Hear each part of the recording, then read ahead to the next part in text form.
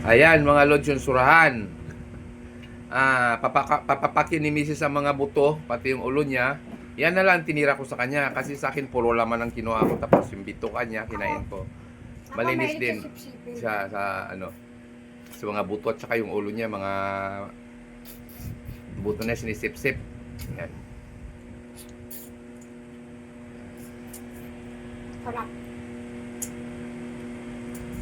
Yan ang masarap. Sipsipin. Kasi nandyan yung mga taba niya sa ano niya, paikot na buto. Maano siya. Malinamnam. Sipsipin. Gusto sa mga manok, karne, masarap ang laman ka. Ayan, sa akin, yung kinuha ko yung mga laman-laman niya lang. Dito kanya, malinis din ang mga balat niya. Yung kinuha ko. Ayan. Tapos yung pichay, meron pa. Pero konti na lang. Mamaya yan, kakain di uli. Sausaw uli sa, sa kalamansi at saka sa, toyo, sili. Masarap kumain pag laging may gulay. Ayan, surahan, Puro Ulam. mga buto na lang yung sinisip-sip niya, mga buto. Yan daw siya masarapan eh.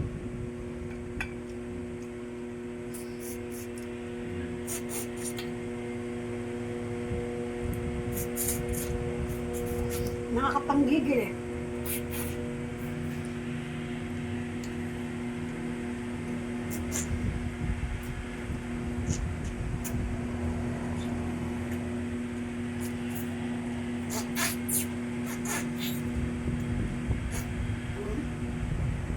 Hindi kasi yan pwede si Mrs. Akin pag nagsabay kami magkain ng lods.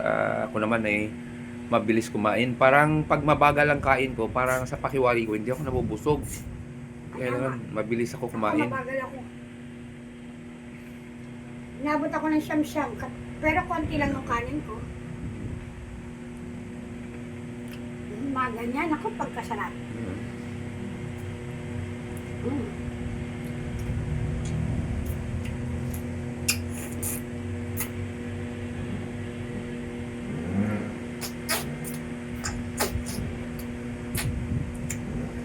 Okay, kung isama mo na lang buto niya sa pagsipsip, lunok, tuloy. Tumusip lang.